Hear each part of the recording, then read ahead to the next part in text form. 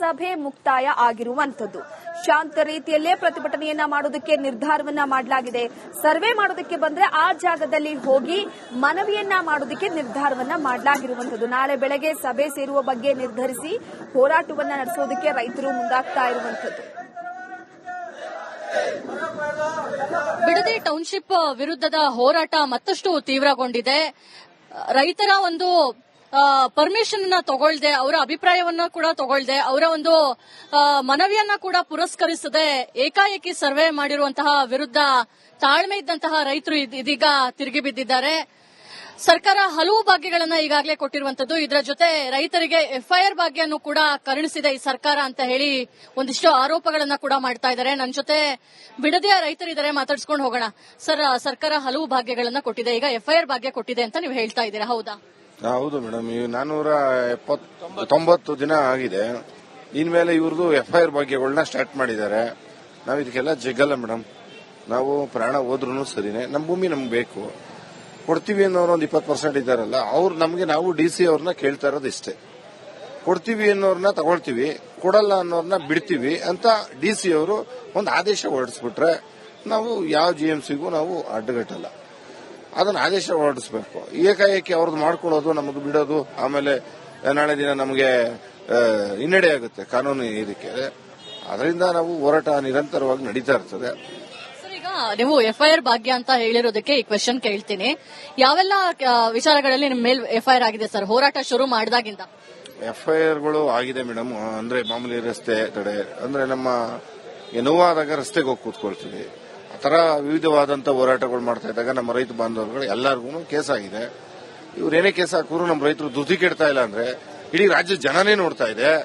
ಇದಕ್ಕೆಲ್ಲ ಬಗ್ತಾ ಇಲ್ಲ ಇವರು ರೈತರು ಅಂದಾಗ ಅಲ್ಲಿ ರೈತರು 80% ಒಪ್ಕೊಂಡ್ಬಿಟ್ಟವ್ರು. ಏನದು ಯಾವ ಆಧಾರದ ಮೇಲೆ ಹೇಳ್ತಾರೆ? ಇದು ಸರ್ಕಾರ ಹೇಳದೆ ಸುಳ್ಳು.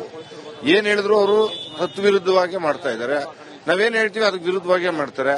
ಈಗ JMC ಈಗ ನಾಳೆ ಪೊಲೀಸರು HK ಸಂಖ್ಯೆಯಲ್ಲಿ ಕರ್ಕೊಂಡ್ಬಂದು ಮಾಡ್ತಾರೆ, ಲಾಠಿ ಚಾರ್ಜ್ ಮಾಡೋಕ್ಕೂ ರೆಡಿ ಮಾಡ್ತಾರೆ. ಏನೇ ಮಾಡಲಿ ಹೊಡೀಲಿ, ನಮ್ಮ ಹೆಣದ ಮೇಲೆ ತುಳ್ಕೊಂಡು ಹೋದ್ರು ನಾವಂತೂ ಭೂಮಿ ಒಂದ್ ಇಂಚು ಬಿಡಲ್ಲ. ಇಲ್ಲ ನಮ್ಮ ಸಮಾಧಿ ಮೇಲೆ ಅವರು ಸಾಮ್ರಾಜ್ಯ ಕಟ್ಕೊಳ್ಳಿ, ಅದರಲ್ಲಿ ಏನು ಇದೇನಿಲ್ಲ. ನಾವಂತೂ ನಾವು ತಡೆಗಟ್ತೀವಿ. ನಾವು ಯಾವುದೇ ಕಾರಣಕ್ಕೂ ಭೂಮಿನ ಒಂದ್ ಇಂಚು ಬಿಟ್ಕೊಡಲ್ಲ ಮೇಡಮ್. ನಮ್ಮ ಮೇಲೆ ಒಂದ್ 2-3 ಎಕ್ಸ್ಪೈರ್ ಆಗಿದೆ ಮೇಡಮ್. ನಾವು ನಿರಂತರವಾಗಿ ಹೋರಾಟ ಮಾಡ್ತಾ ಇದೀವಿ. ಅದಕ್ಕೆಲ್ಲ ಧೃತಿ ಕೆಡಲ್ಲ ಮೇಡಮ್. ಸ್ವಾತಂತ್ರ್ಯ ಬರ್ಬೇಕಾದ್ರೆ ಎಂತೆಂತ ಬ್ರಿಟಿಷ್ ಅವ್ರ ಮೇಲೆ ಹೋರಾಡೋದು.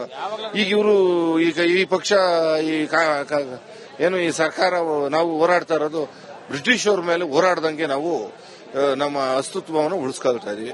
ಇದು ಬ್ರಿಟಿಷ್ ಅವ್ರ ಮೇಲೆ ಹೋರಾಡದ ಅಷ್ಟು ಪ್ರಭಾವ ಬೀರ್ತಾ ಇದೆ. ಆಮೇಲೆ ಇನ್ನೊಂದು, ಈ ರಾಜ್ಯದ ಅನೇಕ ಶಾಸಕರಿದ್ದಾರೆ, ಅನೇಕ ಮಂತ್ರಿಗಳಿದ್ದಾರೆ.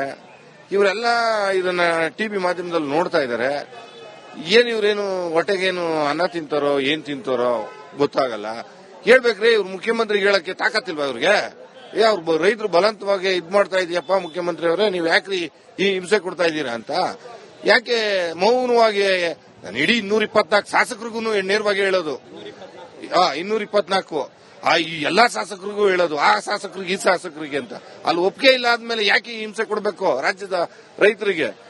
ನೀವು ಏಕಾಏಕಿ ಸುಮ್ಮನೆ ಬರೋದು, ಪೊಲೀಸವ್ರನ್ನ ಬಿಡೋದು, ನಮಗೂ ಅವ್ರಿಗೂ ಮಾತಕ್ಕೆ ಸ್ಪರ್ಶ ಹತ್ಕೊಳ್ಳೋದು ಎದಕ್ ಬೇಕು ಮೇಡಮ್? ಇದು ಇಷ್ಟ ಇಲ್ಲ ಅಂದ್ಮೇಲೆ ಬೇಕಿಲ್ಲ. ಅಲ್ಲಿ ಈಗ ಯಾವ್ದೋ ಒಂದು ಮದುವೆಗೆ ಹೋಗ್ತೀವಿ, ಒಂದು ಹುಡುಗಿನ ಕೇಳ್ತೀವಿ, ಆ ಹುಡುಗಿ ಇಷ್ಟ ಇಲ್ಲ ಅಂದ್ಮೇಲೆ ಬಲಂತವಾಗಿ ಕಟ್ಕತ್ತಂದ್ರೆ ತಾಲಿ ಕಟ್ಸನ?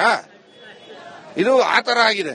ಬಲಂತದಿಂದ ಮದುವೆ ತಾಲಿ ಕಟ್ತಂಗ ಆಯ್ತಾ ಇರೋದು. ಇದು ನಮ್ಮ ಹೋರಾಟ ಏನಿದೆ ಅದನ್ನ ನಿಷ್ಠೆಯಿಂದ ತಾಳ್ಮೆಯಿಂದ ಮಾಡೇ ಮಾಡ್ತೀವಿ ಅನ್ನೋ ಒಂದು ವಿಚಾರವನ್ನ ಕೂಡ ಅವರು ಪ್ರಸ್ತಾಪ ಮಾಡಿದ್ದಾರೆ. ಜೊತೆಗೆ ಈಗಿರುವಂತಹ ಶಾಸಕರಿರಲಿ ಸಚಿವರಿರಲಿ ಎಲ್ಲರೂ ಕೂಡ ಬೆಂಬಲಕ್ಕೆ ಬರಲಿ ಅನ್ನೋ ಒಂದು ಕರೆಯನ್ನ ಕೂಡ ಕೊಟ್ಟಿರುವಂತದ್ದು. ಕ್ಯಾಮರಾ ಪರ್ಸನ್ ಮಂಜುನಾಥ್ ಜೊತೆ ದೀಪ್ತಿ ತೋಳ್ಪಡಿ, ರಿಪಬ್ಲಿಕ್ ಕನ್ನಡ, ಬೆಂಗಳೂರು.